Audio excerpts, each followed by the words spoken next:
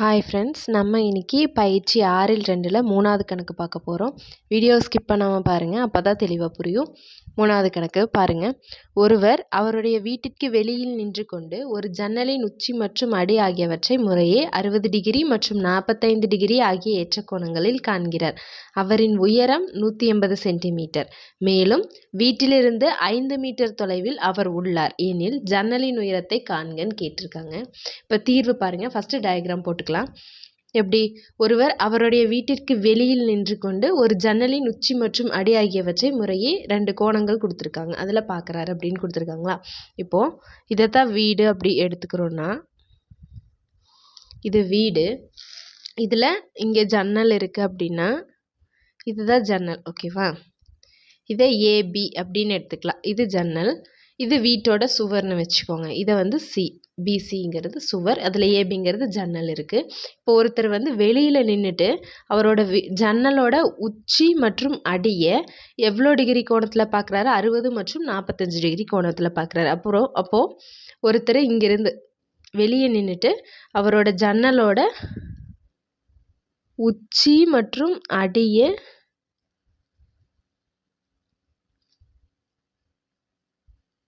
பார்க்குறாரு, ஓகேவா?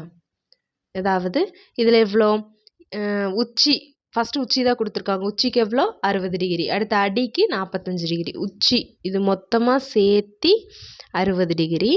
இது மட்டும் அடிக்கு மட்டும் 45 டிகிரி, ஓகேவா? இதுதான். இதில் இப்போ ஒரு செங்கோணம் முக்கோணம் ஃபார்ம் ஆகுது. அதுக்கப்புறம் அவரின் உயரம் 180 சென்டிமீட்டர்னு கொடுத்துருக்காங்க. அப்போ அவரோட உயரம் வந்து 180 சென்டிமீட்டர். அந்த 180 சென்டிமீட்டர் இருக்கிறத நம்ம மீட்டராக மாற்றணும் அப்படின்னா 1.8ன்னு வரும். அதாவது 100 சென்டிமீட்டர் சேர்ந்தது 1 மீட்டர். அப்போது 1.8 மீட்டருங்கிறது அவரோட உயரம். இங்கே தான் அவர் இருக்கிறாருன்னா அதுக்கு பேர் வந்து இந்த புள்ளிக்கு என்னன்னு கொடுத்துக்கலாம், இதுக்கு எம்ன்னு கொடுத்துக்கலாம். இந்த இடத்துல ஒரு புள்ளி இருக்குது, அதனால் அதுக்கு டின்னு கொடுத்துக்கிறோம், ஓகேவா? ஒரு சுவர் இருக்குது, அதில் ஜன்னல் இருக்குது. இங்கிருந்து ஒருத்தர் அவரோட உயரம் வந்து 1.8 மீட்டர். அவர் வந்து அந்த ஜன்னலோட அடியை 45 டிகிரி கோணத்துலையும் உச்சியை 60 டிகிரி கோணத்துலையும் பார்க்குறாரு. இதுதான் கொஸ்டின். இப்போ என்ன கேட்டிருக்காங்க? ஜன்னலின் உயரத்தை காண்க. இந்த ஏபிங்கிறத நம்ம கண்டுபிடிக்கணும், அவ்வளோதான், ஓகேவா? இப்போ தீர்வில் என்ன பண்ணுவோம்? ஃபஸ்ட்டு என்னெல்லாம் எடுத்திருக்கோமோ அதெல்லாம் எடுத்து எழுதுவோம். என்னெல்லாம் எடுத்திருக்கோம்?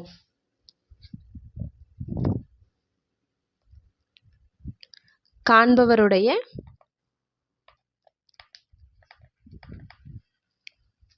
உயரம் NM என்க, ஓகேவா? அப்போ NMங்கிறது 1.8 மீட்டர், ஓகேவா? அடுத்து என்ன எடுத்திருக்கோம்? இங்கே வந்து இன்னொன்று கொடுத்துருக்காங்க. மேலும் வீட்டிலிருந்து 5 மீட்டர் தொலைவில் அவர் உள்ளார் அப்படின்னு கொடுத்துருக்காங்க. அப்போ இங்கேயும் 5 மீட்டர் தான், இங்கேயும் 5 மீட்டர் தான். அப்போது வீட்டிலிருந்து 5 மீட்டர் தொலைவுனா சுவருக்கும் காண்பவருக்கும் இடைப்பட்ட தொலைவு. சுவருக்கும் காண்பவருக்கும்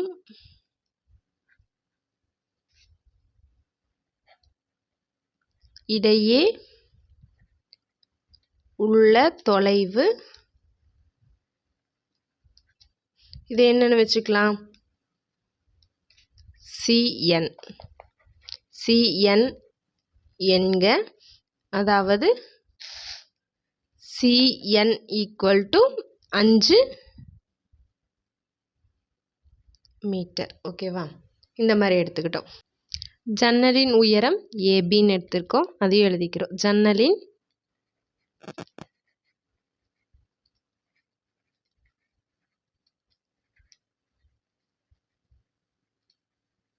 அவ்வளோதான். இப்போது செங்கோணம் முக்கோணம் எடுத்து எழுத போகிறோம். இப்போ எது செங்கோணம் முக்கோணம்? ஃபஸ்ட்டு இதை எடுத்துக்கலாம், இந்த சின்ன முக்கோணத்தை எடுத்துக்கலாம். அதுக்கப்புறம் மொத்தமாக சேர்த்து பெரிய முக்கோணத்தை எடுத்துக்கலாம்.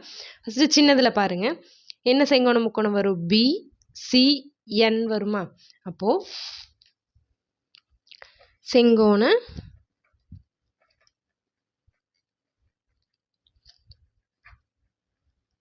முக்கோணம் BCNல் கோணம் எதுக்கு இருக்குது? எண்ணுக்கு இருக்குது. அப்போது BNCன்னு எழுதலாமா? B கோணம் BNC பிஎன்சி, அதாவது எண்ணுக்கு தான் கோணம் இருக்குது, அதனால எண்ணு தான் நடுவில் வரணும். பிஎன்சி ஈக்குவல் டு 45 டிகிரின்னு கொடுத்துருக்காங்க. ஓகேவா? அப்போ என்ன டீட்டா எடுத்துக்கலாம்? இங்கே அடுத்துள்ள பக்கம் இருக்குது, நம்ம என்ன கண்டுபிடிக்கணும்? இங்கே எதிர்பக்கம் கண்டுபிடிக்கணும். அப்போது டேன் தீட்டாவை எடுத்துக்கலாமா? டேன் தீட்டா ஈக்குவல் டு எதிர்பக்கம் பை அடுத்துள்ள பக்கம். அப்போ எதிர்பக்கம்ங்கிறது என்ன? எதிர்பக்கம்ங்கிறது இங்கே எது? பிசி. பிசி பை அடுத்துள்ள பக்கம் சிஎன். இப்போது டேன் தீட்டாக்கு பதிலாக எவ்வளோ கொடுக்கலாம்? டேன் தீட்டாக்கு பதிலாக 45 டிகிரி. டேன் தீட்டாக்கு பதிலாக 45 டிகிரி ஈக்குவல் டு பிசிங்கிறது நம்மளுக்கு தெரியாது, அப்படியே வச்சுக்கிறோம். சிஎன்னுங்கிறது 5 மீட்டர்னு கொடுத்துருக்காங்க. இப்போ டேன் 45 டிகிரியோட வேல்யூ 1, டேபிள் வேல்யூ 1. இப்போ 1 ஈக்குவல் டு பிசி பை 5. இப்போ பிசி மட்டும்தான் வேணும். பிசி மட்டும் இங்கே வச்சுக்கிட்டோம் அப்படின்னா இந்த 5 இந்த சைடு வந்துச்சுன்னா ஒரு 5.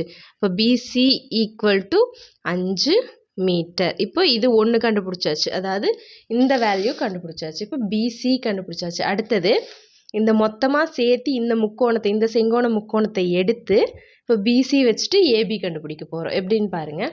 அப்போ என்ன எடுக்கலாம்? இங்கே செங்கோண முக்கோணம் ஏசிஎன்னில் கோணம் எதுக்கு வரும்? எண்ணுக்கு தான் வரும். அப்போது ஏஎன்சி ஈக்குவல் டு எவ்வளோ டிகிரி? 60 டிகிரி கொடுத்துருக்காங்க. அதை தான் எழுத போகிறோம். செங்கோண முக்கோணம்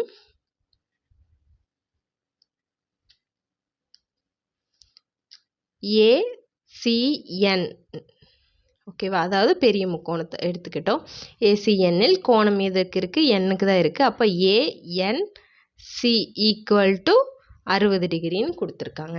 இப்போ இதில் என்ன டீட்டா எடுக்கணும்? டேன் டீட்டா தான். அதே எதிர்பக்கம் தான், அடுத்துள்ள பக்கம் தான், அதனால டேன் டீட்டா ஈக்குவல் டு எதிர்பக்கம் பை அடுத்துள்ள பக்கம். அப்போது டேன் தீட்டாக்கு பதிலாக இங்கே 60 டிகிரி ஈக்குவல் டு எதிர்பக்கம்ங்கிறது பாருங்கள். எதிர்பக்கம்ங்கிறது இங்கே மொத்தமாக சேர்த்தி ஏசின்னு எடுத்துக்கிறோம். அதை எப்படி பிரித்து எடுக்கலாம்? ஏபி ப்ளஸ் பிசின்னு எடுக்கலாம். அந்த மாதிரி தான் இப்போ எடுக்க போகிறோம். எதிர்பக்கம்ங்கிறது ஏசி டிவைடட் பை சிஎன். இதை ஏசி எப்படி எடுக்கலாம்? ஏபி ப்ளஸ் பிசின்னு பிரிக்கலாம், டிவைடட் பை சிஎன். ஓகேவா? இப்போ இதில் நம்மளுக்கு தெரிஞ்ச வேல்யூவில் சப்ஸ்டியூட் பண்ணால் அப்புறம் ஆன்சர் கொண்டு வந்துடலாம். இப்படி இருக்கா? இதில் டேபிளோட வேல்யூ பாருங்கள். டேன் 60 டிகிரின்னா √3 ஈக்குவல் டு ஏபிங்கிறது நம்மளுக்கு தெரியாது, அதுதான் ஜன்னலின் உயரம், அதை தான் நம்ம கண்டுபிடிக்கணும், அப்படியே வச்சுக்கிறோம். பிசிங்கிறது இப்போ நம்ம கண்டுபிடிச்சோம் என்னென்னு 5 மீட்டர்னு, சிஎன்னுங்கிறதும் 5 மீட்டர் தான். இப்போ இதையெல்லாம் சுருக்குங்க பார்க்கலாம். எப்படி?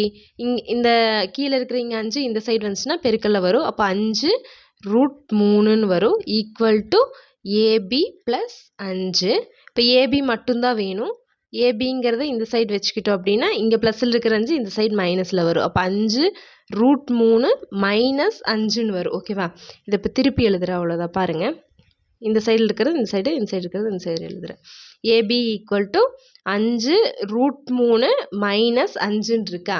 இப்போ இப்படி இருக்கிறதுல ரெண்டுலேயுமே 5 இருக்கனால 5 பொதுவாக வெளியே எடுத்துட்டோம் அப்படின்னா √3 மைனஸ் 1ன்னு வரும். இப்போ இங்கே √3ஓட வேல்யூ நம்மளுக்கு கொடுத்துருக்காங்க. கொஸ்டின்லேயே என்னென்னு கொடுத்துருக்காங்க? 1.732ன்னு கொடுத்துருக்காங்க, மைனஸ் 1. ஓகேவா? இப்போ இதிலிருந்து 1.732லேருந்து 1 போயிருச்சு அப்படின்னா 0.732. ஓகேவா? இப்போ இந்த ரெண்டையும் பெருக்கணும்னா நம்மளுக்கு ஆன்சர் வந்தாச்சு. இப்போ பாருங்கள், சைடில் போடுறேன்.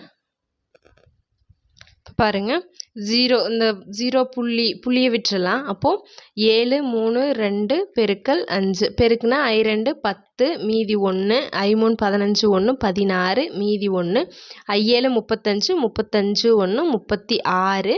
இப்போ புள்ளி பாருங்கள், இங்கே 3 ஸ்தானம் தள்ளி புள்ளி இருக்குது. அப்போ இதில் எத்தனை ஸ்தானம் தள்ளி புள்ளி வைக்கணும்? 3 ஸ்தானம் தள்ளி புள்ளி வைக்கணும். அப்போது 3.660ன்னு வருது. அந்த 0 கடைசியில் இருக்கிறனால நம்ம எடுத்துக்க தேவையில்லை. அப்போ என்ன ஆன்சர்? 3.66 மீட்டர். நம்மளுக்கு மீட்டரில் தான் கொடுத்துருக்காங்க, அதனால மீட்டர் கண்டிப்பாக போடணும்.